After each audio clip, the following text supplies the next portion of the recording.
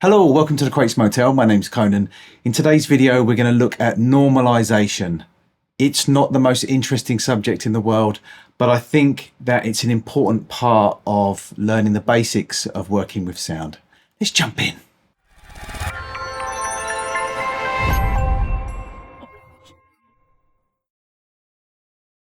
So the main reason why I wanted to make this video is I'd seen, I wouldn't say an argument, but a heated debate regarding normalization on a couple of forums actually recently, not just on one forum, on a couple of forums.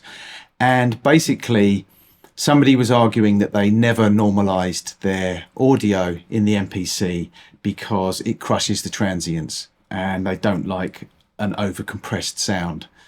So I felt that it would be a good idea to make a video describing the differences between normalizing, compressing, limiting, clipping, maximizing, etc.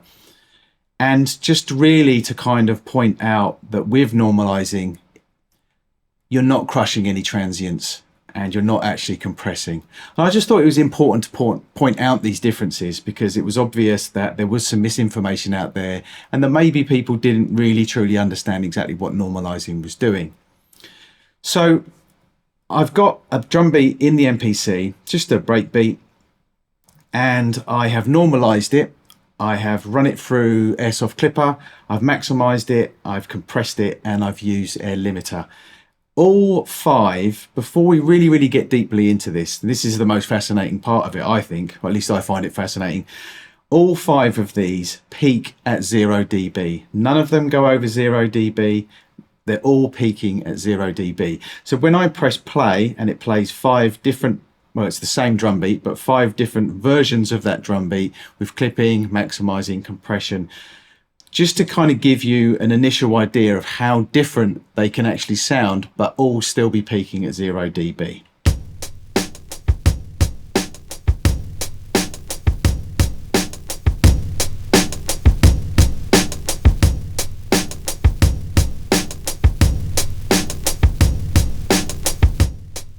Okay, and then back to the original one. So as you can hear, those five different versions, some of them sound louder, some of them sound quieter, but all of them peak at 0 dB. So what we're going to do is we're going to go through each individual one. What I'm not going to do here in this video is describe exactly how to compress, how to maximize, how to clip, how to limit, because I've done separate videos on those and there's also plenty of videos out there explaining that. So I'm not going to go into that too deeply, but I'm going to touch on the basics of it just so that you understand and you can I'll put it into some kind of context. So if we go into sample edit, we'll look at the normalized version first. Now to normalize your sample in sample edit, you go into process and you just go to normalize, hit do it, and that will normalize the source, the WAV or whatever you've got in your MPC in sample edit.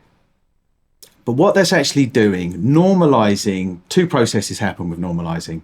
The software will look at the source, it will find the highest peak in that source, and then it will take that highest peak and the surrounding audio up so that the highest peak is peaking at 0 dB. But what that means is it's not going to take every single part of that sound and take it up to 0 dB. It's just going to take the loudest peak. So for example, let's just say that the loudest peak was at -6 dB and you normalized it. It would take that highest peak up to 0 dB. It would take it up 6 dB to take it up to 0 dB. But everything else around it would also be raised only by 6 dB. So if you had a -8 dB, that wouldn't go up 8 decibels to 0. It would go up 6 decibels to -2. It sounds a little bit confusing, but if you just think about the mathematics of it, basically the highest peak takes that up to 0 dB and everything else around it will be taken up an equal amount as that highest peak was taken up. So if you think about that, then therefore there will be no crushing, there will be no transient changing, there will be no clipping, no limiting, no compression, nothing like that happens. You literally just normalize the audio. So you take the highest peak up to 0 dB, and everything else around it is increased by the same amount. It's as simple as that. And that's why this debate where someone was saying that their transients were crushed and they didn't like the compression that happens with normalizing wasn't actually strictly correct. And I'm just imagining that maybe they didn't fully understand what normalizing did. So that's what normalizing does. It normalizes the audio up to 0 dB. Now in the MPC, it does it up to 0 dB. With some software like SoundForge, for instance, I think in Adobe Audition, you can choose what normalization happens. You can normalize it to -6 or -3. But in the MPC, it normalizes the highest peak to 0 dB and everything else around it goes up an equal amount. What that can do, a disadvantage of normalizing, is, for instance, if your noise floor, the hiss of tape in your sample or the sound of an amp or any kind of bad sound, that's also going to be increased by whatever amount the peak had to be increased by to hit 0 dB. So if your peak was at -12 and you had to raise that peak 12 decibels to hit 0 dB, then your noise floor is also going to be increased by 12 decibels. So the disadvantage of normalizing can of course be that you increase any bad sounds, some hiss, hum, anything like that. So you do have to watch that, but really you just have to kind of use your ears. Does it sound bad? I mean, you might actually think it sounds good because you actually want that noise floor brought up. I sometimes like noise floor, to be honest. It brings up the ambience of the original studio it's recorded in. It brings up the amp hum sometimes, which I like. But you know, it entirely depends on what you're working on, what genre, how you want the sound to sound, how you want it to be in general. So you have to make that decision when you normalize. Should you normalize or shouldn't you normalize? That's entirely your decision. There's no right or wrong. If you normalize all of your audio as you sample, it can help in gain staging. It can help, but it's not, you know, you don't have to do it. If somebody says to you, you must normalize everything, then that's just not true, because there's no right or wrong. It's entirely up to you. I personally, if you're asking me, I can tell you are. Conan, what do you do? I generally normalize. If it degrades it, then I don't. But if otherwise, I will generally normalize, to be honest. So let's put this in context. So that's the beat normalized. Okay, and that's peaking at 0 dB. If I now go into the maximized version using Air Maximizer, now you can see the difference straight away. You can see that, for instance, the hi-hats have been brought up, the ghosts, the ghost snares, the ghost kicks, etc.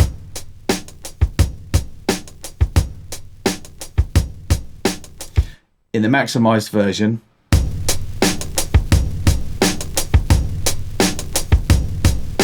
you can see, just by visually, you can see how everything's been brought up and maximized. But also you can hear that the original rumble and little bits of sound from the vinyl, crackle, pop, mostly the rumble, to be honest, has also been brought up.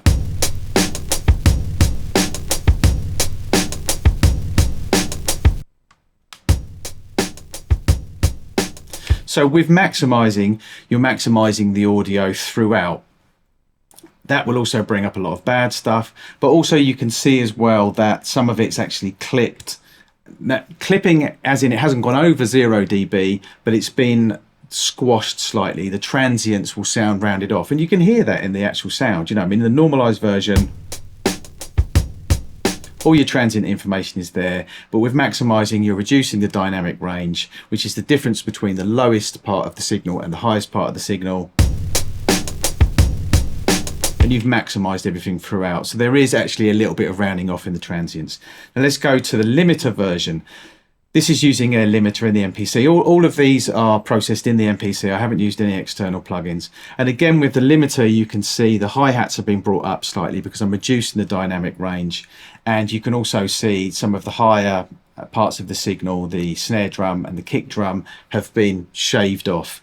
Now, in limiting, again, I'm not going to go into too much detail in limiting because I've done that in another video.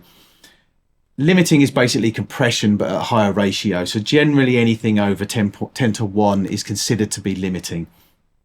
And you can have brick wall limiters as well, but you don't actually shave, you don't cut off the peaks. You are in effect kind of rounding them off. So you do actually, you can affect the transients.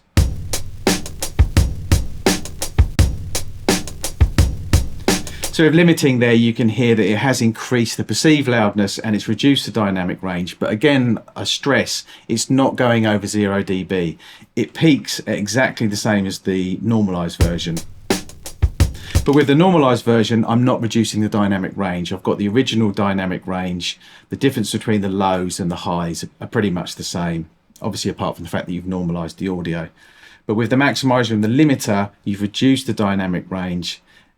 So the perceived loudness is louder. However, as I said, it still peaks at 0 dB. Let's move on to the compressed version. This is just an air compressor. So there has been some rounding off for the transients in this. I'm reducing the dynamic range, but I'm not pushing it as much as I would with limiting or maximizing. So you look at the hi-hats for as an example. In the compression, you can see that they've raised up a little bit. Limiter even more. Maximizer, maximized. Normalized where they are initially. So with compression, again, I have reduced the dynamic range.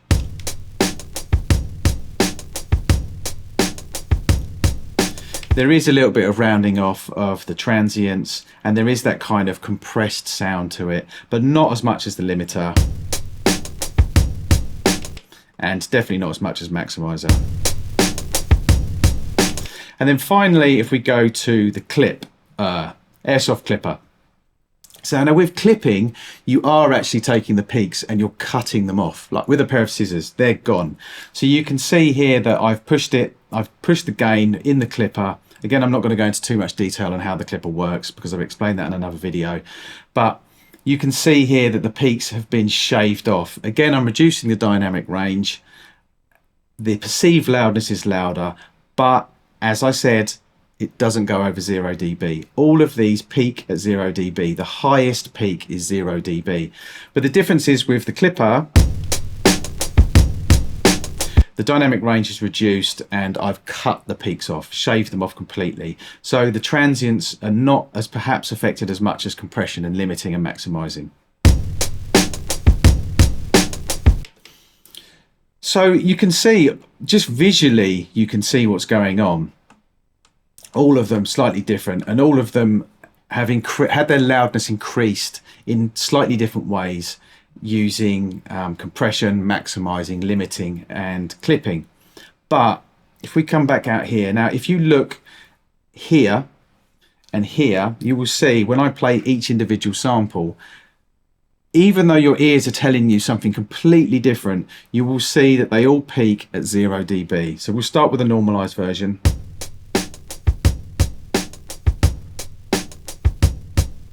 So I think the actual peak is the kick drum on, I think that's the loudest one. So you'll see you can't actually see it because it's underneath the white line, but basically it's peaked at 0 dB.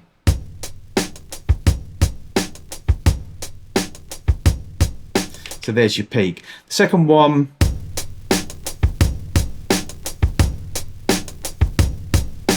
again, you can see the peak is at 0 dB. But the dynamic range has been reduced. So the difference between the quieter part of the source and the loudest part of the source is less than in the normalized version. The next one.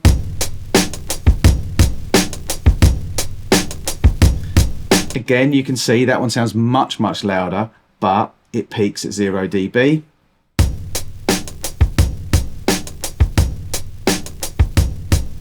Again, peaking at 0 dB. And finally,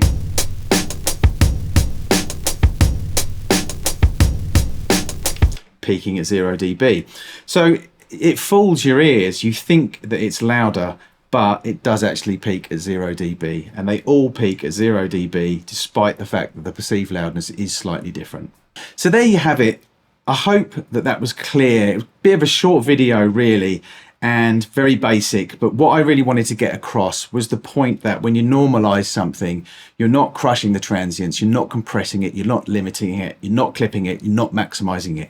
You are literally taking the highest peak and the software is bringing that up to 0 dB, and everything else around it is being increased by the amount that that peak was being increased by. So there's no compression, there's no rounding off of transients or anything like that. So it's safe to normalize. The only disadvantage of it is, as I described earlier on, you're also going to bring up the noise floor. So it can increase the sound of vinyl, tape hiss, hum, or any kind of bad stuff that's going on in the background. But if you want to reduce the dynamic range, then I would suggest using clipping, limiting, the maximizer, or compression. So thanks for watching. This is Akai Motel. My name's Conan. Till next time.